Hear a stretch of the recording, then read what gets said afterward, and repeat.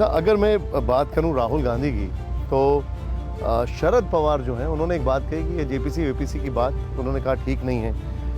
क्या शरद पवार और बीजेपी की कुछ दोस्ती हो रही है और क्या इसके पीछे भी आप हैं? मैं इतना नहीं जानता हूं, लेकिन if you are pragmatic politician, 9 महीना का पार्लियामेंट का समय है, कोई जो लोग एक मिनिमम कुछ जानते हैं संसदीय रूल कला का बारे में, क्या वो जेपीसी डिमांड करेगा? एक जेपीसी बैठाने से लोकसभा का सदस्य होगा, लोकसभा का चुनाव है फरवरी में। आप जेपीसी डिमांड करने का मतलब क्या है? जेपीसी में आपका सदस्य रहेगा, चुनाव का पहले आप किसी से डील करेगा, यही तो जेपीसी है ना। और क्या है? आप सीधा बात बताइए। आपको तो जब स्वयं सुप्रीम कोर्ट ऑफ इंडिया ने संज्ञान लिया, चीफ जस्टिस इतना टफ वर्ड कोर्ट में बोला, फिर भी आपको अपना पक्ष रखना है तो आप सुप्रीम कोर्ट में आप एक पार्टी बन जाओ। लेकिन फिर भी आप जानते हो कि this is a 4th years of parliament, आगे जाके पार्लियामेंट का कार्यकाल खत्म होना है, लोग चुनाव में जाना है।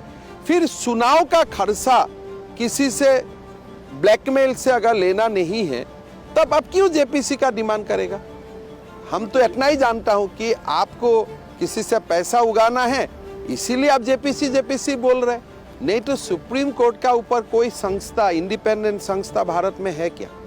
आप राहुल गांधी को कोर्ट ले जाना चाहते हैं। अभी पिछली बार कोर्ट में गए थे तो उनकी सदस्यता चली गई, घर जाने वाला है। इस बार कोर्ट में बुला के आप क्या लेना चाहते हैं? देखिए, मैं खुद बोला ना, राहुल गांधी से एक्चुअली बहुत लड़ना नहीं सही है।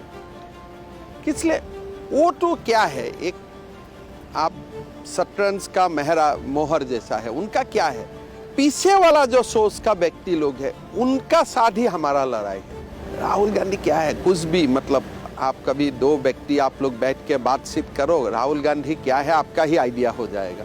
अच्छा, मैं एक चीज कोट करूंगा यहाँ पर। गुलाम नबी आजाद ने अपनी आत्मकथा में आपका राहुल से जुड़ा एक किस्सा लिखा है, आजाद जो उन्होंने कहा। उन्होंने कहा कि जब उन्होंने राहुल से कहा कि हेमंता असम के बड़े नेता हैं और पार्टी छोड़ सकते हैं, तो उन्होंने कहा जाने दो।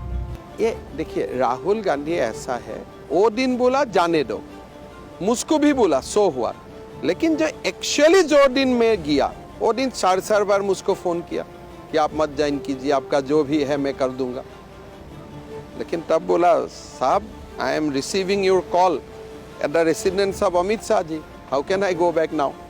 तो ये लोगों का कोई प्रिंसिपल नहीं है। जाने दो भी अगर एक प्रिंसिपल हो जाता था तो ठीक। लेकिन मुझे एक बात बताइए, लोग पूछते हैं कि ऐसा हो क्या गया कि एक जमाने में हेमंता बिस्वा शर्मा सोनिया गांधी और राहुल गांधी के लिए जी जान से काम करते थे, वो आज कहने लगे हैं कि उनके पास राहुल के बारे में सोचने का वक्त नहीं है। पहला बात, कोई हेमंत बिस्वा शर्मा राहुल और सोनिया के लिए काम नहीं किया।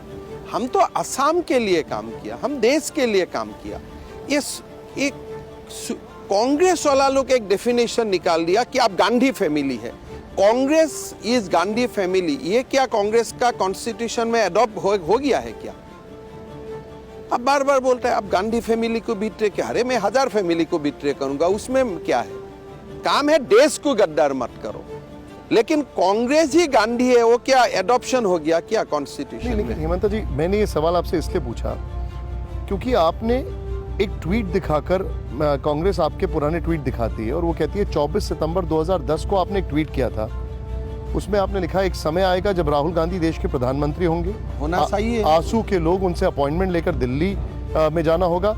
19 जुलाई 2013 को आपने एक ट्वीट में लिखा, कोई भी परिस्थितियों में मैं आपको बोलता हूँ, 2013 में तो हमारा सपना में भी नहीं था कि नरेंद्र मोदी जी आएगा। तो जब तक देश नरेंद्र मोदी जी को नहीं देखा था, तब तो राहुल गांधी को अच्छा लगता था। 2014 का बाद जब नरेंद्र मोदी का शासन देखा, जब नरेंद्र मोदी जी का गुड गवर्नेंस देखा, हम जैसा लोग पागल हो गया कि क्यों 22 साल बर्बाद किया। तो ट्वीट भी सही है।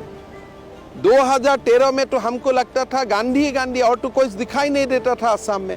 लेकिन जब 2014 का बाद हमने मोदी जी को देखा, तब हमने पब्लिकली बोला कि 22 साल मैंने बर्बाद किया। वो भी ट्वीट कांग्रेस लोगों को दिखाना चाहिए। तो हमारा जो सीधा टक्कर है, ये आइडियोलॉजिकल टक्कर है। इसीलिए ये कॉन्फ्लिक्ट है, आइडियोलॉजिकल कॉन्फ्लिक्ट। राहुल गांधी बीच में आ जाते हैं तो राहुल के बारे में बोलना पड़ता है। इसलिए आप इतिहास की किताबों से मुगलों को बाहर कर रहे हैं और उनके साथ साथ सूर्यकांत त्रिपाठी निराला की। देखिए, मुगल को मैं बाहर करने में मैं पक्ष में नहीं हूँ, लेकिन मुगल का जो काला कान था कि आपने पूरा देश को कन्वर्ट किया, धर्मांतर किया, जबरदस्ती, खुशी से नहीं, देश का टेम्पल गिराया, देश का मंदिर गिराया, देश का लोगों को अत्याचार किया। सो अगर मैं हिस्ट्री लिखने का मौका मिलता था तो एक्चुअल मुगल क्या है वो लिखता था। हटाने से समस्या समाधान नहीं होता है। मुगल कौन है? मुगल ने क्या कभी असम को पराजित किया? क्या मुगल ने कभी मराठा लोगों का ऊपर क्या कभी भी कब्जा कर पाया? क्या मुगल ने सिख को दमन कर पाया? क्या मुगल ने राजपूत को दमन करने के लिए सफल हुआ? क्या मुगल साउथर्न इंडियन में था? तो ये मुगल देश का सुल्तान नहीं था, ये कुछ जिले का, जैसा एक केजरीवाल सिटी का मुख्यमंत्री है, ऐसा ही जगह में आप केजरीवाल को मुगल बता रहे हैं क्या? मैं मुगल नहीं बता रहा हूँ, वो भी दिल्ली का सुल्तान समझता है ना। मैं ये समझा रहा हूँ कि दिल्ली देश का एक बहुत ही छोटा हिस्सा है और मुगल वही छोटा हिस्सा में राज करता था। तो इसीलिए मुगल का अत्याचार, मुगल ने देश को कैसे बर्बाद किया, देश का संस्था को कैसा बर्बाद किया, देश का संस्कृति को कैसे बर्बाद किया। So Mughal should be portrayed as they were, तब लोगों को आइडिया। लेकिन मुझे